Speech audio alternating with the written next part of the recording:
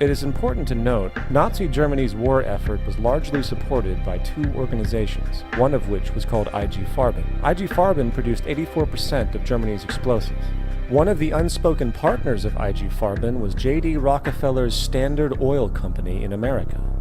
In fact, the German Air Force could not operate without a special additive patented by Rockefeller's Standard Oil.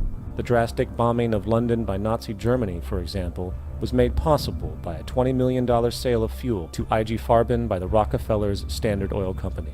This is just one small point on the topic of how American businesses funded both sides of World War II.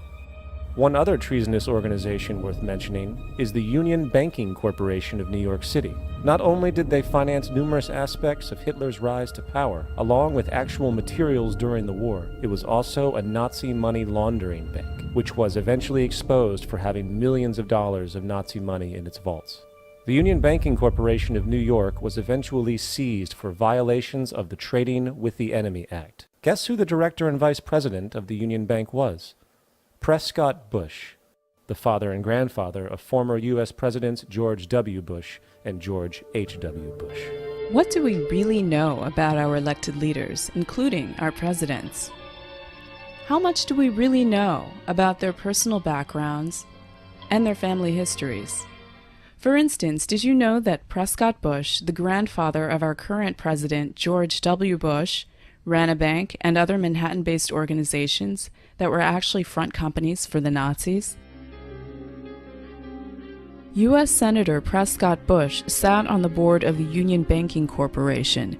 This and other Manhattan-based organizations were actually nest eggs for German industrialist Fritz Thyssen. Thyssen was the main financier for the Nazis. He later published the autobiography, I Paid Hitler.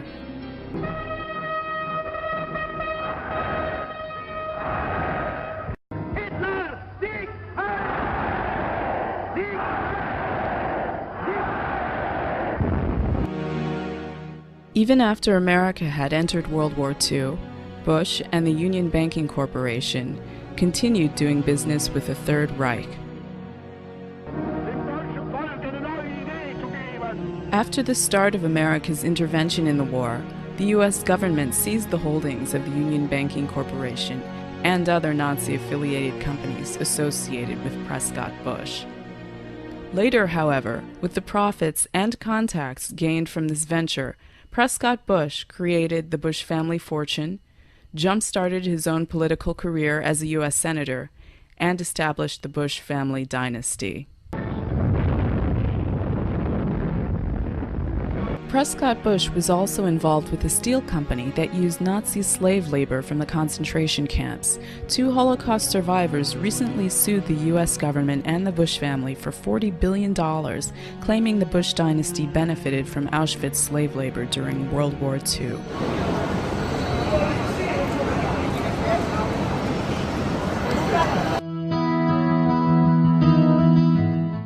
Many New Yorkers may not be aware that 3 of the former Bush Nazi holding companies had offices in Lower Manhattan, including the Union Banking headquarters at 39 Broadway.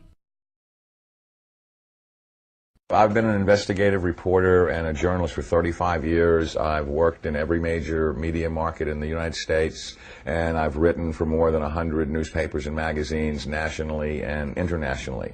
So last September 17th, I became the first journalist in U.S. history to go to the U.S. National Archives and the Library of Congress and pore over the thousands of pages of documents in both places to prove beyond a shadow of a doubt or any refutation of the facts that Prescott Bush, the grandfather of George W. Bush, and George Herbert Walker, his maternal great-grandfather for whom his daddy is named, were Nazi traitors to the country who should have been tried for treason. 2 weeks ago, in early August, a major world newspaper, The Guardian of London, finally got on the story internationally, and they flew a renowned reporter of theirs named Duncan Campbell over to Washington to take me back to the archives and Library of Congress so that they could verify that these explosive documents were real and I didn't have forged copies. Prescott Bush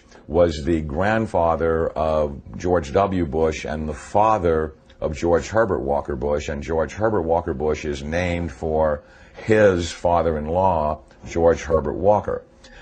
Prescott Bush graduated from Yale in 1917 and was in Skull and Bones with E. Roland Harriman, who was the younger brother of W. Averill Harriman. The Bush family really had nothing going. They were essentially social climbers and opportunistic people. At the time that Prescott Bush met Dorothy Walker, he was a tire salesman.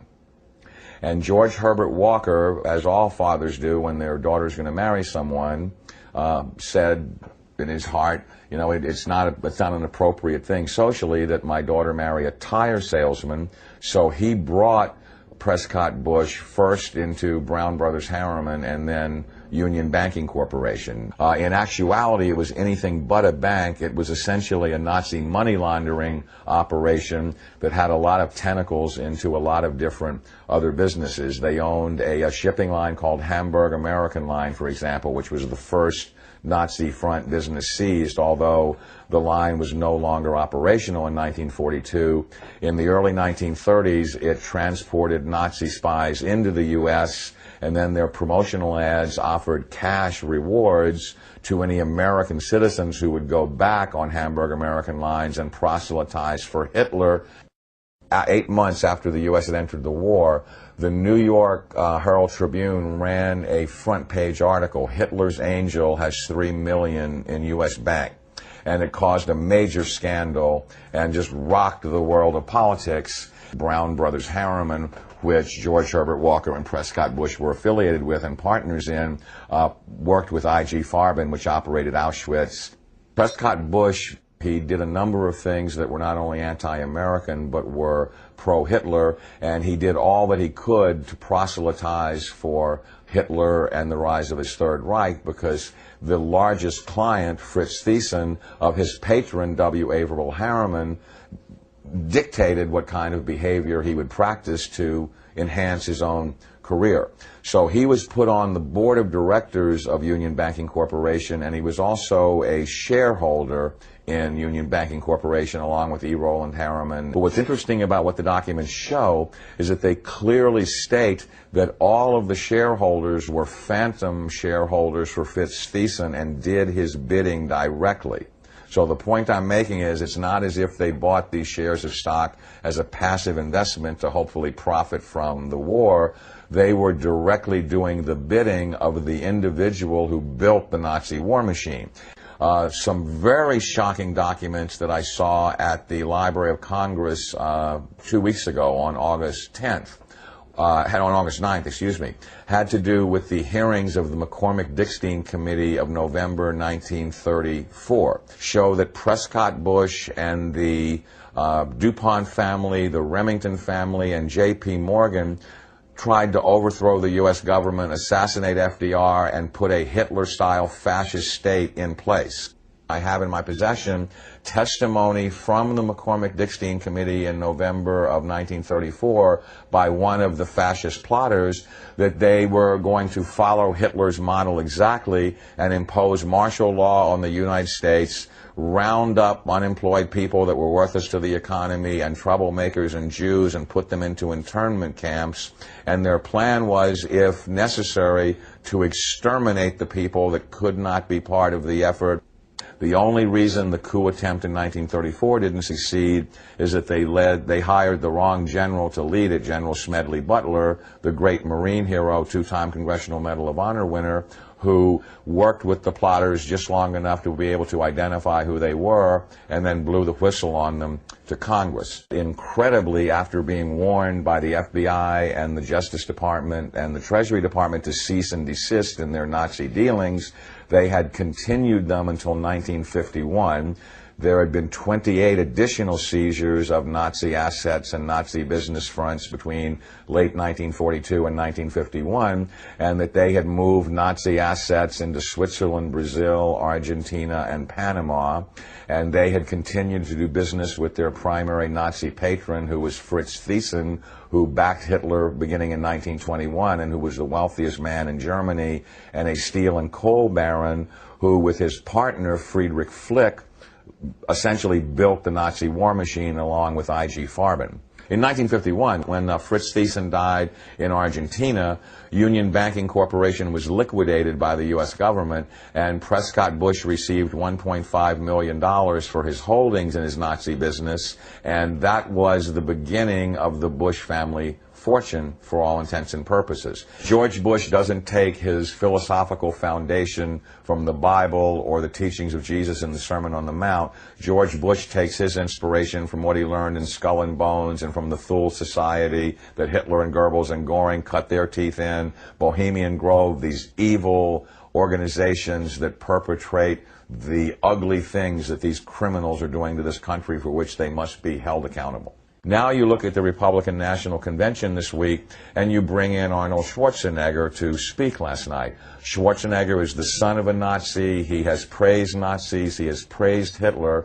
He talked last night in terms like, we will not falter, we will not waver, we will win this war on terror. He's a leader who doesn't flinch, who doesn't waver, and does not back down. Well, that's exactly the speeches that Hitler made after the Reichstag fire. Terrorism and the homeland being under attack are precisely the issues that Hitler used to subvert everything within the German system of government. This is a criminal regime. They not only emulate Hitler, but its genesis comes from Hitler. And I defy anyone, a historian, journalist, author, anyone, to come forward and disprove my premise that you cannot differentiate Hitler's invasion of Poland in 1939 and the Reichstag fire and his attempt to dominate the world from George W. Bush's unprovoked invasion of Iraq and subversion of the Constitution through the Patriot Act after 9/11, which I submit is his Reichstag fire. Karl Rove and his minions are every bit the masters of propaganda that Joseph Goebbels was. They literally took lessons from Goebbels and Goring about how to create such brilliant propaganda that unreality can become reality, and reality can be subverted to fantasy political subterfuge right before your eyes. On the 21st of November 1934, the following rather chilling article appeared in the New York Times. It concerns the discovery of a planned coup that could have altered the course of American history, yet today hardly anyone knows anything about it. A plot of Wall Street interests to overthrow President Roosevelt and establish a fascist dictatorship backed by a private army of 500,000 ex-soldiers and others appeared before the House of Representatives Committee on Un-American Activities, which began hearings on the charges. If these long-forgotten accounts can be relied on, I seem to be looking at an attempt to set up a fascist government in the land of the free. A coup that could have toppled one of America's most revered presidents, paved the way for a possible alliance with Italy and Germany, and thereby change the complexion of World War II. Fascism was seen as an example to be learned from, because it seemed like a quick fix. All you needed to do was get people to shape up. You could have had a handful of the wealthiest people in the United States found guilty of treason and sentenced to death.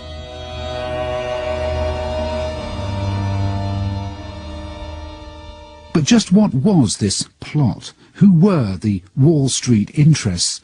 Or was this nothing more than a moment of paranoia from a national media not renowned for its self-restraint? Well, the answers to some of these questions may have to wait until I can get my hands on the bulk of the evidence, documents detailing evidence heard behind closed doors by a congressional committee. But I already have the official statement released by that committee when it reported back to Congress. Its members clearly had no doubt that a fascist coup was in the offing. In the last few weeks of the committee's official life, it received evidence showing that certain persons had made an attempt to establish a fascist organization in this country. There is no question that these attempts were discussed, were planned, and might have been placed in execution when and if the financial backers deemed it expedient. So, such a plot, backed by powerful people, was waiting in the wings. That much is very clear. But how did it come to this? Well, it all happened during one of the bleakest moments in US history. They used to tell me I was building a dream. The America of 1933 was in the teeth of the Great Depression, a time of extreme poverty, desperation, and the barren plains of the grapes of wrath. Brother, can you spare a dime?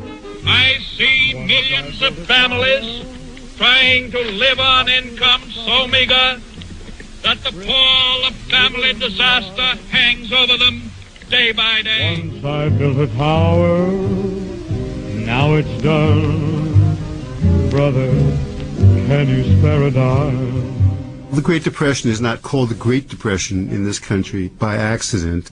Michael Kazin is professor of history at Georgetown University in Washington, D.C. It was the deepest and the longest economic downturn in American history. As many as 1/3 of the labor force was unemployed in the early 1930s especially. Really the core of the industrial economy was all but shut down. Say, buddy, can you spare a dime? All of this added to a sense that American society was coming apart, not just the economy. People no longer had much faith in the authorities at any level, economic or political. Yet the image of those days we've been left with is not social unrest, fascism and treasonous plots, but one of dignified suffering and resilient faith in the American dream.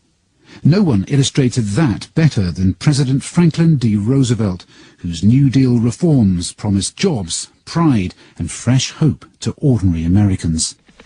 I, Franklin Delano Roosevelt, do solemnly swear that I will faithfully execute the office of President of the United States and will, to the best of my ability, preserve, protect, and defend the Constitution of the United States. So help me God. FDR's New Deal policies brought an increase in public work programs, more help for the poor, and the removal of the dollar from the gold standard. Yet while history remembers FDR as a visionary saviour in America's hour of need, some at the time saw him in a very different light. There were major elements in the business community that hated Roosevelt, and they hated Roosevelt out of all proportion to the scale of the measures that he had actually brought in. Professor Tony Badger is Master of Clare College, Cambridge, and author of several books on Roosevelt's New Deal. These were businessmen who essentially thought that Roosevelt was putting America on the wrong road in a big way in 1933, and that it was setting the federal government up as a sort of arbiter and enforcer and intervener in the American economy in a way that they were deeply afraid of. Such powerful enemies had been made within 100 days of FDR taking office in 1933. The businessmen were also aware that out in the country there were demagogues who were making really popular, apparently radical-sounding appeals, and they were always worried that Roosevelt was unleashing these forces, would encourage these, what they thought of as crackpots, to wreak havoc. The right wing in America wasn't going to sit back and let this happen. It's into this world that the plot to overthrow FDR was born. But who was going to lead it, and how did they think they'd get away with it? I'm hoping the answers lie amongst the formerly secret papers of the Congressional Committee that investigated the planned coup. These, I'm told, are locked away in the National Archives of America. It was established to investigate the activities of fascist sympathizers in the US in the early years of Roosevelt's presidency. It's a very small amount. Only, 4.5 boxes for what they did in executive session. So it doesn't look that much, and there's even less than it looks. For what the committee investigated and how much testimony they heard, yes, I mean, it's a very small amount. Despite the paucity of documents, there are some that catch my eye. Starts with some interesting disputes between the General and the committee. The Chairman, General, you are a retired Commandant of the Marine Corps. The most important testimony in these records is from a senior commander of the US Marines, Major General Smedley Butler. I was in the Marine Corps 33 years and 4 months on the active list. Major General Butler came before the committee of his own free will. He had, he said, been contacted by a well-connected New York City broker called Gerald Maguire. Maguire met Butler a number of times and slowly revealed his audacious plan. He and his financial backers wanted Butler, a highly decorated war hero, hugely respected by rank-and-file soldiers, to rouse an army of World War I veterans, many of whom were angry that a bonus they'd been promised had yet to be paid.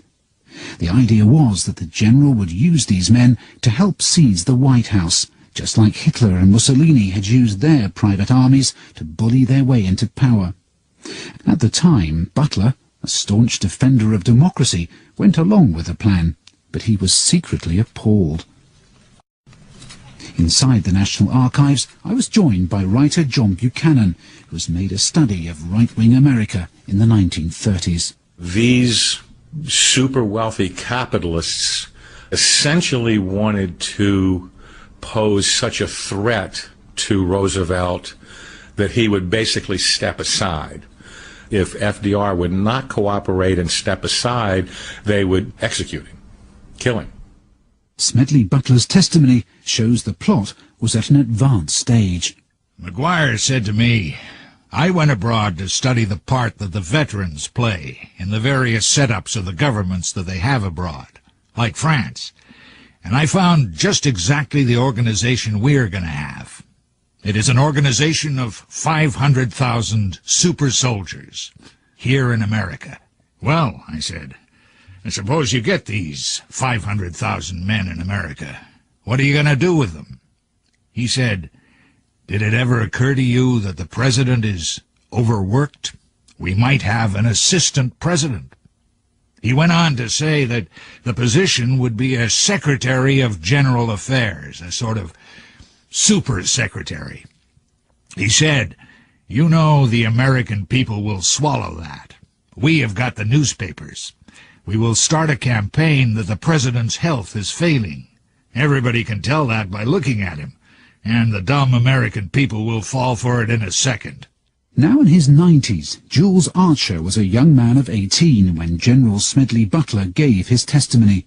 He remembers just how idolized the man still was by the tens of thousands of veterans who'd been under his command. He was a fantastic anti-war general. He was very popular with the soldiers and sailors. He fought for them, and he fought for their rights. That was one of the reasons he was selected for the plot, because they knew he could raise a paramilitary army of veterans who would follow him because they believed in him. It was here at the Association of the Bar in central New York City, just a stone's throw from Wall Street, that the case against the plotters came to a head.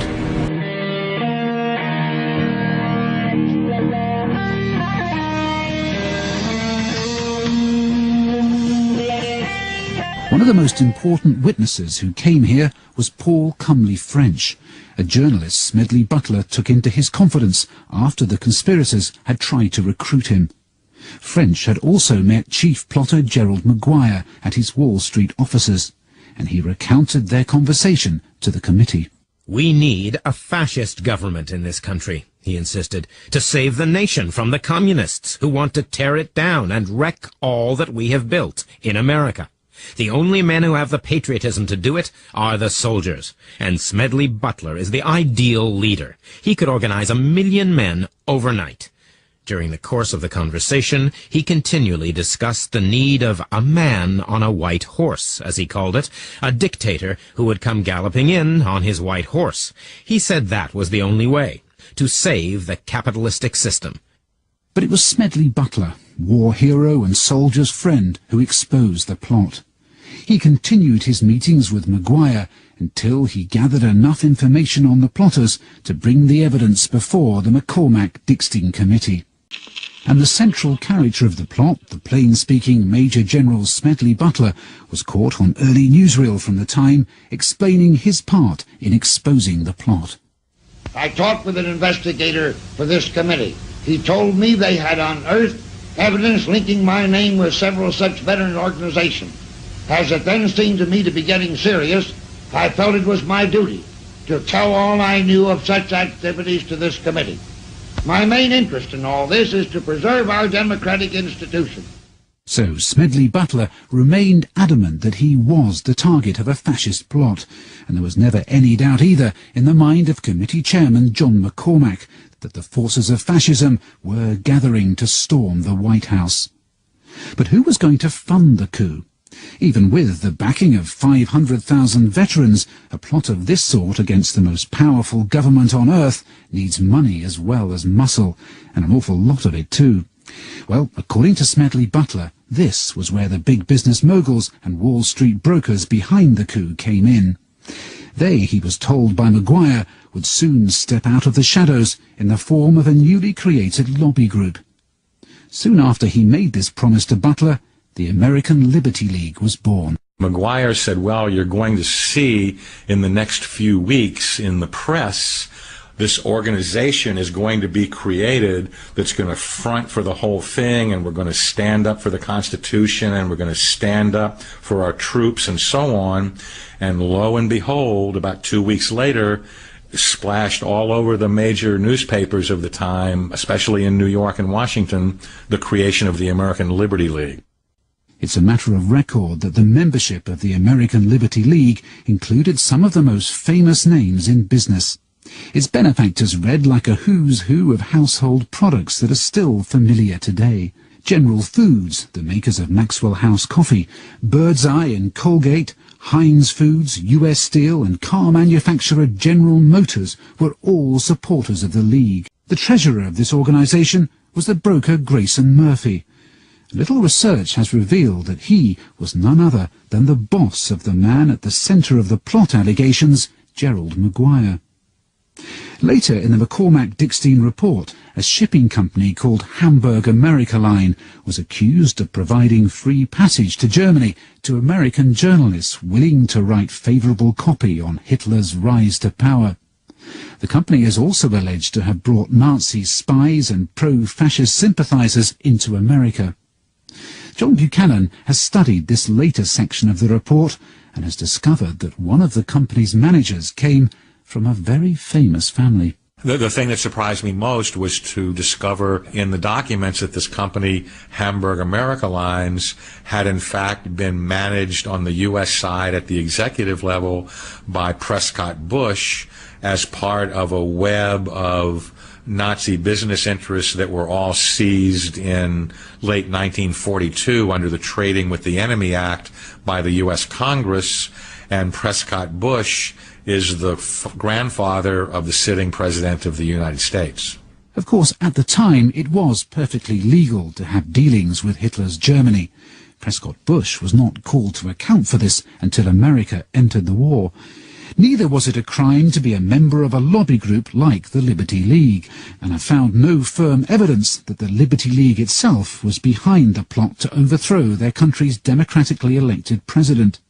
But academics like Professor Tony Badger believes that it was, at the very least, a magnet for those with such intentions. But yet again, the evidence is hard to find. You'd have thought that if there was any linking leading American industrialists of the day to a plot against the president, I'd be able to find it at the National Archives in Washington. Yet when John Buchanan and I leafed through the rather thin files there, we found no direct reference to any of these people. Though I'm now starting to wonder whether any such evidence has been removed or deliberately withheld from the records in the first place. General Butler seemed to have harboured similar suspicions. After the investigating committee published its findings, he accused its members of deliberately editing out of his testimony the names of top business people who he had linked to the plot. On the 17th of February 1935, just after the committee had published its findings, he had this to say on Radio WCAU. Like most committees, it has slaughtered the little and allowed the big to escape. The big shots weren't even called to testify. They were all mentioned in the testimony. Why was all mention of these names suppressed from the testimony? The co-chairman, Samuel Dickstein, admits that the papers were censored, but insisted that this was for a very good reason. The testimony given by General Butler was kept confidential until such time as the names of the persons who were mentioned could be checked upon and verified. This accounts for the fact that when the results of the hearings were made public, references were omitted. That argument would have seemed fair enough if names had later been checked and verified. Yet most of the senior figures implicated in General Smedley Butler's evidence were never asked to appear before the committee to answer the questions raised. Even though, had the allegations against them been found to be true, people like Irene DuPont and banker J.P. Morgan could have faced the death sentence for treason.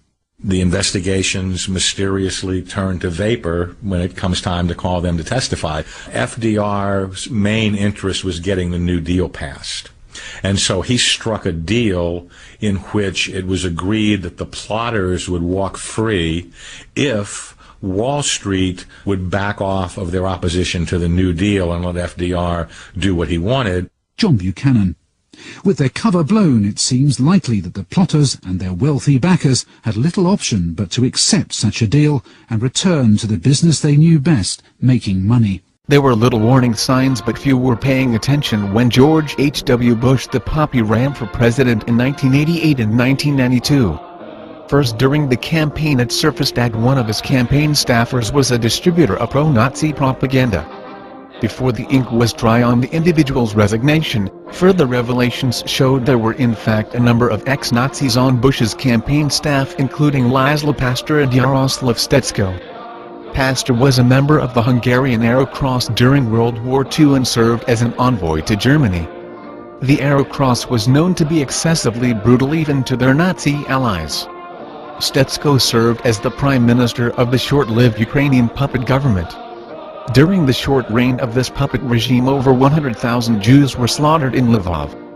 George H.W. Bush's insensitivity towards victims of the Holocaust is underlined by his employment of Fred Malloch, a well-known collaborator with former Nazis in both his presidential campaigns.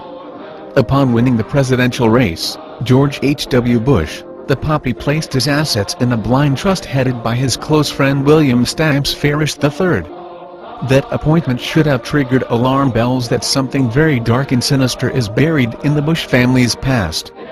His grandfather William Stamps Farish sold the Japanese the gasoline used in the attack on Pearl Harbor. Likewise, the elder Farish supplied Hitler's war machine with oil and tetraethyl lead. George H.W. Bush's father, Prescott, was close friends with the elder Farish and remained so even after the elder's testimony before Congress provoked Harry Truman to cry out, "This is treason." In fact, during the war, Prescott had 3 companies seized from him for trading with the Nazis. To understand the web of intrigue and follow the money from the Holocaust to the Bush family, we need to start with the period immediately surrounding World War I. By 1916, August Tyson could see that Germany had already lost the Great War and he needed to protect his fortune. His eldest son had been groomed to run the family steel business in the Ruhr. His second son Heinrich discreetly changed his citizenship from German to Hungarian and married the Hungarian aristocrat Baroness Margaret Bornemisza de Caution. Near the end of the war, August Tyson opened the Bank Voorhandel en Schifvaart in Rotterdam. Holland was a neutral country during the war, and the new bank would serve as the perfect location to launder funds from the Tyson Bank in Berlin and protect his fortune from allied financial demands. At the end of the war, Heinrich, now going by the name of Baron Tyson Bornemisza de Caution, moved to Rotterdam and became the principal owner of the Bank Voorhandel en Schifvaart. All that remained to be done in August Tyson's plan was to set up an American bank. In 1922, Averell Harriman traveled to Germany to set up a branch of W.A. Harriman in Berlin. Harriman had hired George Herbert Walker, George H.W. Bush's grandfather, to run both the New York and Berlin branches of his expanding investment firm. During his stay in Germany, Harriman had met the Tyson family and agreed to help the Tysons set up an American bank. In 1923, Germany was in economic shambles and Tyson met with his friend General Ludendorff, who advised him that Germany's hope lied with Hitler and the Nazi Party. Tyson soon became a financial backer of the Nazis and Hitler. Early in 1924, Hendrik J. Kuenhoven, the managing director of Bank Voorhandel en Schifvaart, traveled to New York. Meeting with Walker and the Harriman brothers, they founded the Union Banking Corporation. In 1926, August Tyson died. The eldest son Fritz expanded the Thyssen empire by creating United Steel Works. Thyssen also brought Frederick Flick on board. The Thyssen-Flick Union was designed to suppress the union movement. As a result of the merger of Thyssen and Flick, George Walker hired his son-in-law, Prescott Bush, to manage the United Steel Works account. One division of United Steel Works consisted of both Consolidated Silesian Steel Corporation and the Upper Silesian Coal and Steel Company. Both were located in the mineral-rich Silesian area of Poland. The arrangement was extremely profitable for all four men: Thyssen, Flick, Walker and Bush, until the Depression started in 1929. Congressional investigations after the war showed that United Steel had supplied 50.8% of the pig iron to Nazi Germany and likewise was a major supplier of all other ferrous-based metal products needed by Hitler's war machine. Hence, one of the largest munitions makers in Nazi Germany was funded by Prescott Bush, the father and grandfather of two future U.S. presidents. Due to the Depression, Harriman merged with Brown, forming the Brown Brothers and Harriman firm. Internally, the stock of Consolidated Silesian Steel Company was held by the Harriman 15 Corporation, formed by Harriman and Bush. 2/3 of the stock was owned by Flick. By 1934, with Hitler in solid control of Germany, the profits from the Thyssen-Flick Union soared to over 100 million. Both Union Bank and the Bank Vorhandel in Schifart were overflowing with money. Prescott Bush became managing director of Union Bank and took over the day-to-day operations of the German plan. In 1939, the Nazis invaded Poland, ending a dispute over taxes between Consolidated and the Polish government. The Nazis' original plan was to replace the workers in Polish factories with Soviet prisoners. However, that portion of the Hitler-Stalin agreement was never implemented. Consolidated Silesian Steel Corporation was located near the Polish town of Ossiesim. When the plan to use Soviet prisoners as forced labor fell through, the Nazis began shipping Jews, communists, gypsies and other minority populations to the camp the Nazis had set up. This was the beginning of Auschwitz. The reason Auschwitz was located there was because of the abundant supplies of coal which could be processed into aviation fuel. IG Farben soon built a plant near Auschwitz to take advantage of not only of the nearby coal deposits but also of the slave labor supply available at Auschwitz. According to a Dutch intelligence agent, Prescott Bush managed a portion of the slave labor force in Poland. Thyssen and Flick sold Consolidated Steel to UBC. Under the complete control of Harriman and Bush's management, the company became Silesian American Corporation, which became part of UBC and Harriman's portfolio of 15 corporations. As the 1930s progressed and it became clearer that war was imminent, Bush and Harriman hired the Dulles brothers to conceal the Nazi money and ownership in Union Bank. In concealing the involvement of the Nazis in Union Bank, Prescott Bush and Harriman undoubtedly knew that they were already engaged in an activity that was probably illegal and certainly not in the best of interests of their country. Once war broke out, however, Bush's activities on the behalf of the Nazis through union banking became tantamount to treason. The reader should understand that the concealing of Nazis' assets located in the United States through a maze of corporate shells often based in Switzerland was an integral part of the German battle plan. In fact, the Nazi had a word for it: tarnung, or to camouflage.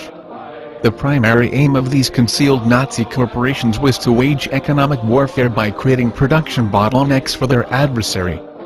The reader should also be aware that 2 Americans were present during the secret meeting of the German elite that brought Hitler to power. Those 2 Americans were John Foster and Allen Dulles. 2 of the directors of Union Banking, Groninger and Koenhoven, were Nazi directors of the Bank Vorhandel in Schifart, formerly the von Haedt Bank. Von Haedt was also a Nazi and has been identified as the intermediary between the Guarani Trust and Adolf Hitler. Both Groninger and Koenhoven contributed lavishly to Himmler's circle of friends. There were over 40 firms around Auschwitz using slave labor from the death camp. Soon the Nazis had a massive store of gold from dental fillings, glasses and jewelry. The Nazis extracted the fillings of its victims after being informed by Degussa that the company could refine it into marketable gold bullion. Degussa was awarded an exclusive contract with the Nazis to refine all gold. The company was also joint owners with IG Farben of Dagesh, a firm that produced Zyklin B cyanide tablets used in the gas chambers. Due to the hoard of gold fillings stacking up at Auschwitz, Degussa built a smelter there. The bullion was then shipped back to Berlin and commingled with the Nazis' gold stash. Undoubtedly some of it made its way back to the banker in charge of United Steel Works, Prescott Bush. October 20, 1942, the United States government ceased union banking under the Trading with the Enemy Act. During that summer, the New York Tribune had exposed Bush and Tyson, whom it called Hitler's angel. Union Bank's books revealed a myriad of Nazi money and holding companies. Officials realized they had only scratched the tip of the iceberg. On November 17, 1942, the government seized Silesian American Corporation and placed its operation under the Government Alien Property Custodian Office. Following the war, authorities seeking to locate the Dutch royal family's jewelry discovered the transaction papers of the Silesian American Corporation in the books of bankvoorhandel en Schivart. The bank manager, H.J. Kounhoven, came under intense scrutiny and was shocked by the discovery. Soon Kounhoven traveled to New York to inform Prescott Bush. Dutch authorities date the meeting as soon after Christmas 1947. 2 weeks later, the otherwise healthy Dutch banker died of a heart attack. Coincidentally, this was the method of choice of the Gehlen network for liquidating people. The Nazis had perfected a method of inducing heart attacks that autopsies could not detect. On February 8, 1951, Tyson died in Argentina. Following his death, the alien property custodian released the assets of the Union Banking Corporation to Brown Brothers Harriman. The remaining shareholders quietly cashed in their remaining shares. Prescott Bush received $1.5 million for his share in Union Banking's blood money. This brief article has only scratched the surface of the sordid association of Prescott Bush with the Nazis, as he had yet a third company seized from him during the war. In his first run for senator, Prescott was defeated after his position within the eugenics movement was disclosed. George the Poppy has followed in his father's footsteps and retained many of the same family connections with the Nazis. For instance, as chairman of the Republican Party, he presided over the formation of the ethnic heritage groups of the Republican Party. This was a reward for the Nazi quislings from Eastern Europe for helping in the election of Nixon as president. When two or more ethnic groups were vying for control over a particular group, invariably the group with close ties to the Nazis won out. George also shows the same intense interest in population control. Perhaps it was for his beliefs in eugenics, George appointed General William Draper as his expert on population. Or perhaps it was more of a reward for past services rendered by Draper to the Bush family. Draper was the former general placed in control of the military government's economic division after the war. Draper was a rabid racist and member of the Eugenics Society. He was also a former employee of Dillon and Reed, the large Wall Street brokerage house that floated the largest German bond offerings, including one for United Steel Works. In his position as economic czar of Germany, he stopped the dismantling of an IG Farben plant and was in the ideal slot to protect his former clients that armed Hitler, including Bush. The IG Farben head office was later turned into the CIA's European headquarters. The American government continued to blackmail most West German politicians throughout the Cold War based upon their denazified pasts.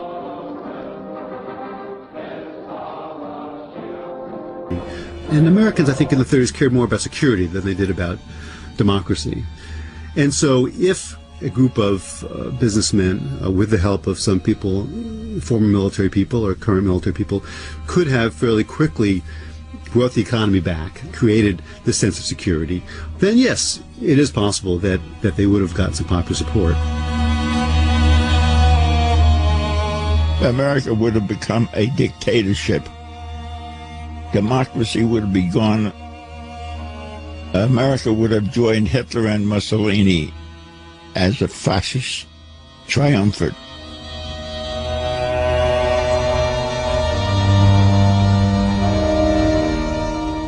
Perhaps the biggest remaining question is whether, had the coup gone ahead and been successful, the American people would ever have put up with a dictator in the White House.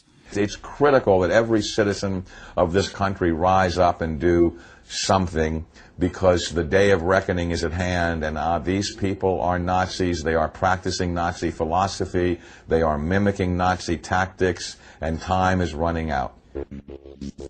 God bless you, and may God bless America.